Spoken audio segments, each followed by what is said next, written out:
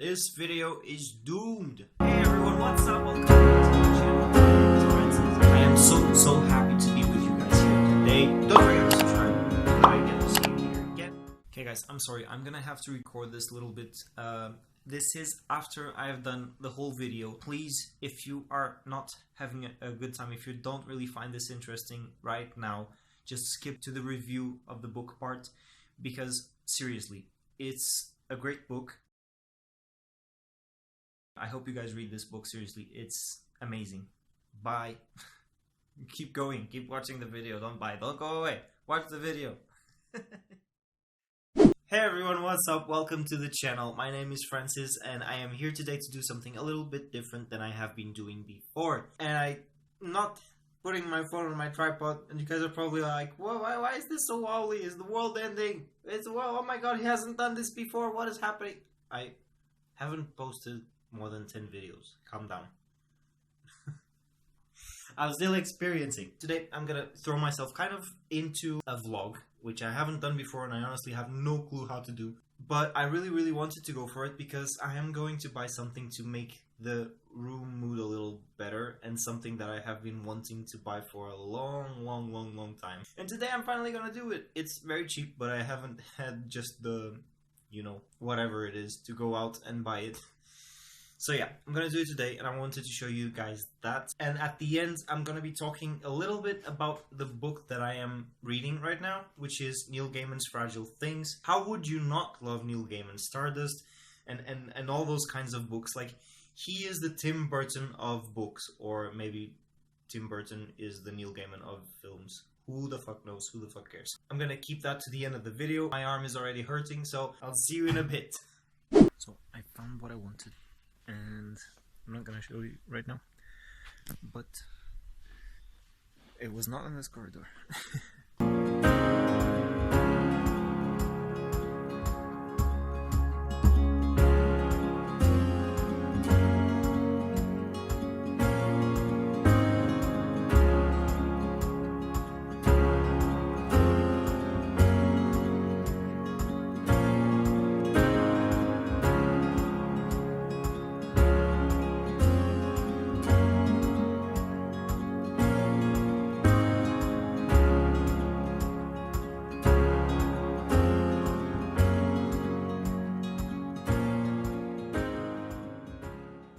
Hey everyone, so okay, I'm back at home. I bought some fairy lights, which is something that I've been wanting for a while. I have my tripod here, and I'm gonna place it right here. I'm gonna put you guys on, gonna put you on hold, get it?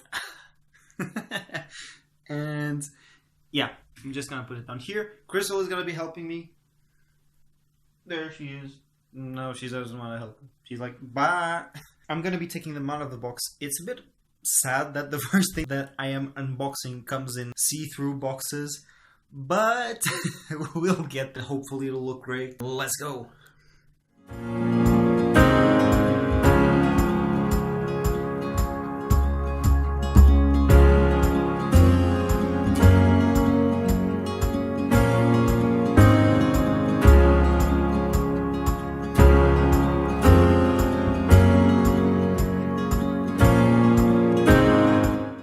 Hey guys, I am back, and that's it. I hope it looks as good on camera as it does right over there.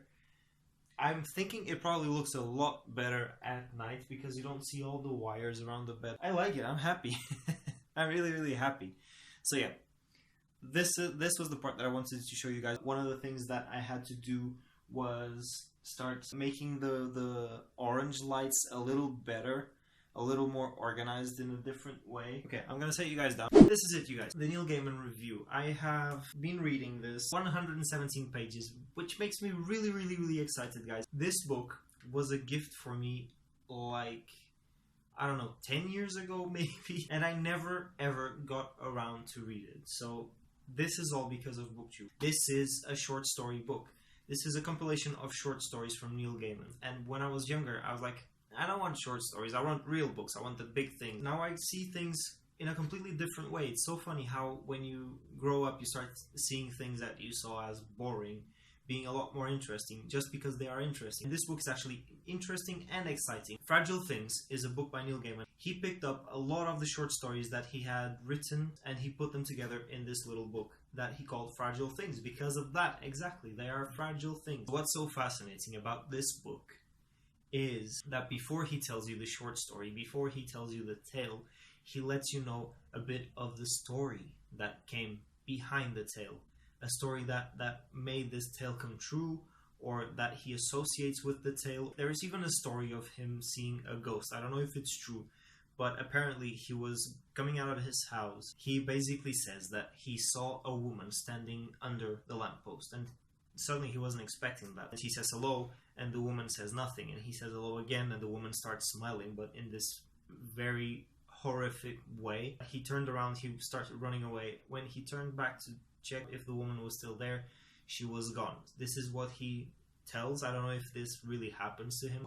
If you guys don't like spoilers, just go away for now. This is just 100 pages, but it's a really, really great 100 and something pages, and I loved it. One of the stories is about the months of the year that are sitting around a campfire, and they're supposed to tell stories to each other, which is a really cool idea. Apparently there's 1 month that sits in the main chair, and he is the one who tells the last story of that session. But in this session, there's only one of the months that wants to tell a story, and when he starts, everyone has already heard that story, so they don't want him to tell that, which is September. And then October is the one who is going to tell the story. So this is what makes it so great in this time of the year. There's something that is really, really, really curious about this story, which is, you all know, I think, that there's a story from Neil Gaiman about a boy who is brought up at the cemetery by ghosts.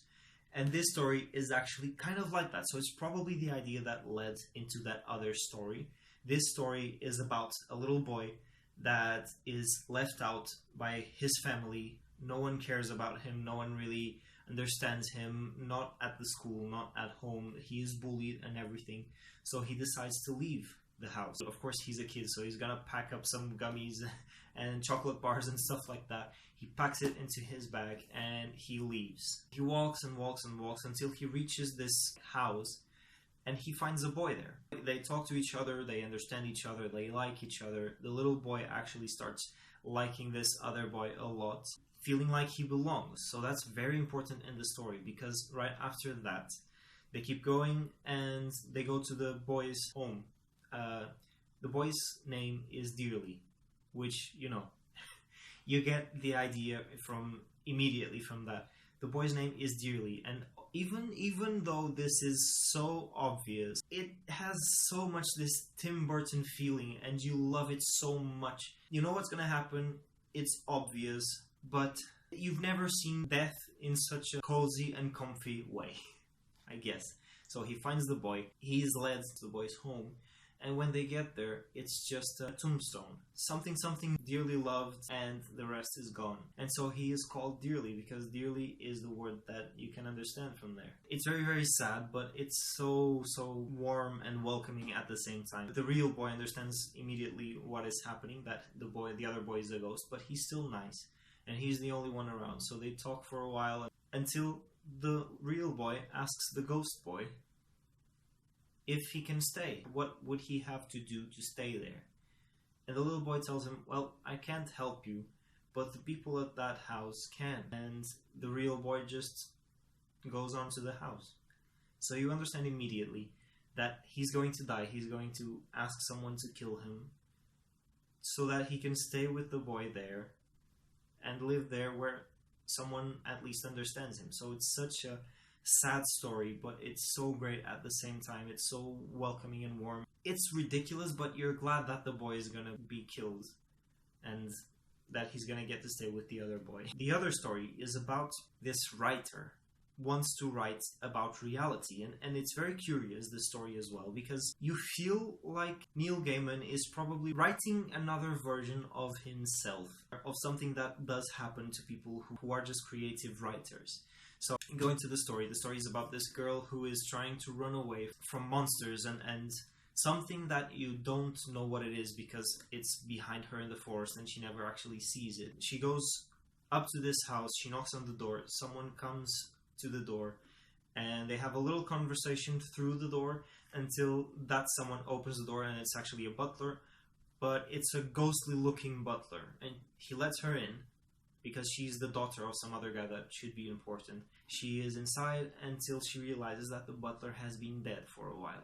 And then the story stops and you realize that that is just a story. Someone else is writing this story. You're in this person's study and he's trying to write, but he is getting so desperate. You go back and forth between the girl's story and this real person's story. And at some point, the person who is writing is visited by a crow. And the crow asks him, do you like to write that kind of thing? And he's like, well, I'm writing reality. I'm writing how things are. And, you know, there's no other way. And the crow is like, I asked you if you enjoy it, not if there's no other way. And he just goes on with the same answer until the crow just tells him, why don't you write fantasy? Well, hell no. The fantasy is for the people who are, you know, crazy. No, I have to write real things. The crow's like, well, whatever. And he leaves. But the man goes thinking and wondering about, should I write fantasy? Should I try it?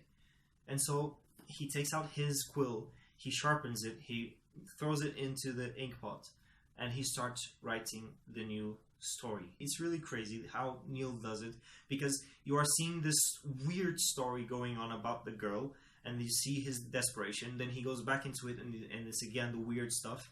But when he starts writing fantasy, what he supposedly loves to do, even though he didn't realize it until now, the story actually kind of goes normal. Like, it's fantasy, he's writing fantasy, but it goes normal, it's crazy. When he's writing reality, things are crazy. It's like you don't understand what the story is about, really. It's like, it's so confusing. Then when he turns to fantasy, everything just gets normal.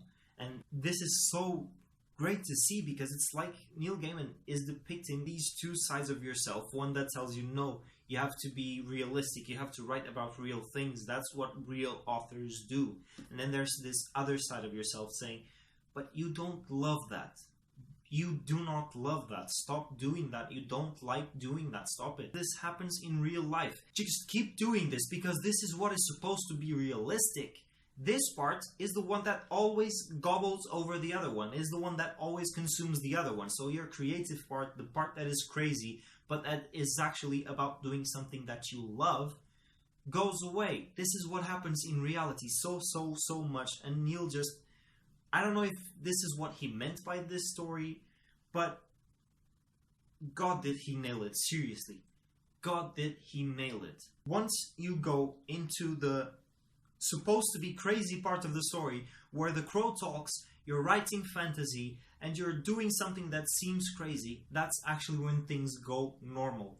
And this is, guys, life is like this. If you're not doing what you love, then you shouldn't be doing anything at all. And this is the message that this story sends you. Do what you love. It doesn't matter if it seems crazy, if your family doesn't like it, if your friends don't like it, if society judges it wrongly. Just do what you love doing and make it into something productive. This is the way I am ending this video with this review. I'm loving this book, seriously. I recommend this to everyone who is out there who likes Neil Gaiman and his writing.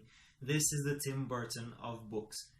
That is it for today. I hope you guys enjoyed this video. I hope you enjoyed the review, the lights, the vlog kind of thing. And thank you so much for watching, for coming around.